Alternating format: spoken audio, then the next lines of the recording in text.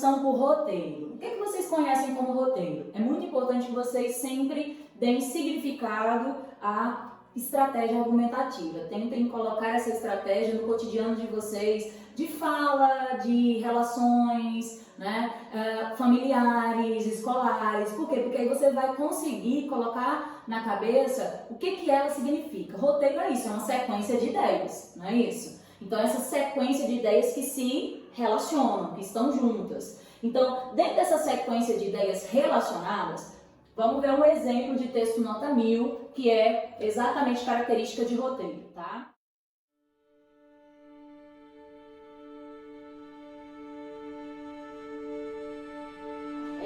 No limiar do século XXI, a intolerância religiosa é um dos principais problemas que o Brasil foi convidado a administrar. Eu tenho, sem dúvida, a expressão-chave, intolerância, tá? Que está onde? No tema, intolerância religiosa, especificado exatamente com a palavra-chave do tema. Eu tenho a contextualização de uma temporalidade, tá? E eu constato aqui nesse texto que o aluno ou a aluna, que nesse caso, né, é uma aluna, ela traz para nós a constatação que o Brasil, ele tem essa situação problema e que é necessário, olha a palavrinha-chave aqui, de ação, tá? Essa ação, o que é necessário? É necessário combater, e ela precisa agora dizer como esse combate deve ser efetivado, né? Por um lado, olha, primeira ideia a ser apresentada em relação à situação problema, ao tema tese. O país é laico, ó, constatação de repertório legítimo, pertinente, tá? E produtivo. E defende a liberdade ao culto e à crença religiosa. Onde está isso daqui? Está implícito aonde? Na nossa Constituição, tá? Isso é uma legislação, isso é uma lei. Continuando.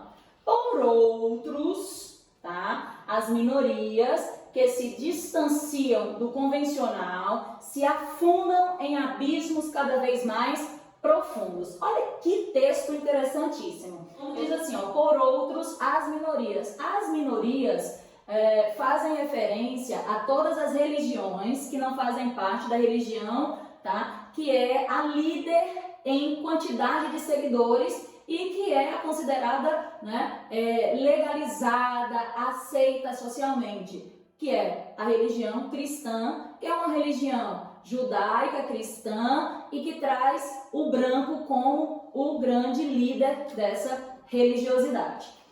Que se distanciam do convencional, se afundam em abismos cada vez mais profundos. Isso quer dizer que se a gente não mudar essa realidade, o que vai acontecer? As religiões ainda vão continuar sendo perseguidas, cavados diariamente por opressores intolerantes. Essa introdução, ela tem o objetivo de trazer um roteiro. Isso é positivo? Muito positivo. E o que é negativo e o que é positivo diante disso? Né? Deixa eu apagar aqui para a gente continuar. Tá? Eu não sei ficar sem escrever. Redação é isso, é fazer fichamento. Quem puder imprimir o PowerPoint e poder fazer suas anotações, suas ponderações, faça isso, tá? Ponto positivo. Ela é uma introdução que funciona como se fosse um resumo da situação problema, tá? E o texto, ele fica fluido, ele fica fácil de ser compreendido. Você não precisa reinventar a roda, tá? É uma introdução simples, direta, objetiva, fundamentada nos pilares que seriam o núcleo, né, discussional da redação. Ponto perigoso, tá? O principal defeito é que se você não seguir exatamente o roteiro estabelecido no desenvolvimento, o roteiro apresentado na introdução, no desenvolvimento, argumentos 1 e 2 sendo apresentados no parágrafo 2º e no 3º parágrafo, exatamente como foi exposto, você corre o risco do seu texto ficar inconsistente e incoerente, tá? Esse é o grande perigo. Vamos para a próxima.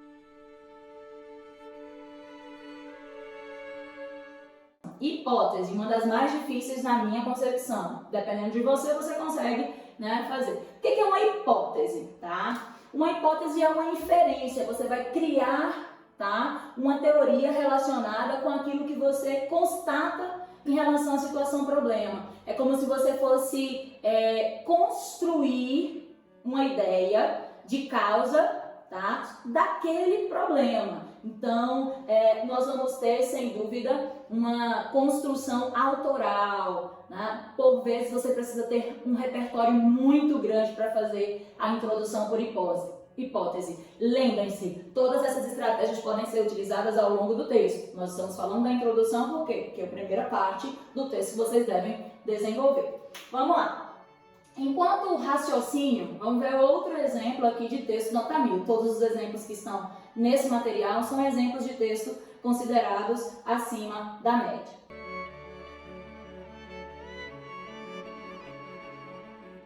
Sob a perspectiva de uma revolução técnico-científico-informacional, olha só, que construção autoral, interessantíssima. Ela está dizendo, ou esse candidato está dizendo, que nós estamos vivenciando uma revolução na área da tecnologia, na área da ciência. Tá? Vive-se o auge da evolução humana em sua relação com a tecnologia. Quem é que vive? Quem faz parte disso? Todos nós, enquanto seres humanos. Em que se destaca a ascensão do papel da internet no cotidiano social. Nós estamos tendo aqui uma constatação hipotética que nós não conseguimos mais viver sem estarmos conectados à internet. Então isso é uma hipótese, é uma inferência.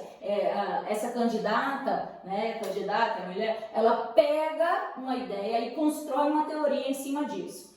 E aí ela continua, o elemento, tá? Coesivo. Entretanto, aí eu quero fazer um adendo aqui, amores, presta atenção no que eu vou falar. Quando nós dividimos os tipos de estratégias argumentativas, é muito importante que vocês saibam que nós estamos trabalhando isso separadamente, mas elas estão muito interligadas. Aqui, por exemplo, eu tenho uma hipótese no primeiro período e eu já venho com uma contra-argumentação, eu já venho com uma ressalva, eu já venho com um ponto de equilíbrio de refutação, né, mostrando o outro lado da moeda. Então, em uma estratégia argumentativa eu posso ter várias outras, elas estão ligadas entre si. Tá? Não esquece isso, tá bom? Entretanto, tal avanço não é apenas benéfico, de modo que a popularidade existente no uso das redes virtuais possibilitou seu aproveitamento malicioso, para que ela atue como meio influenciador de comportamentos. Aqui, olha, nesse argumento 1 aqui, nós estamos com clareza de que está sendo defendido que a manipulação do comportamento ela existe e é uma das estratégias de controle social. Tá?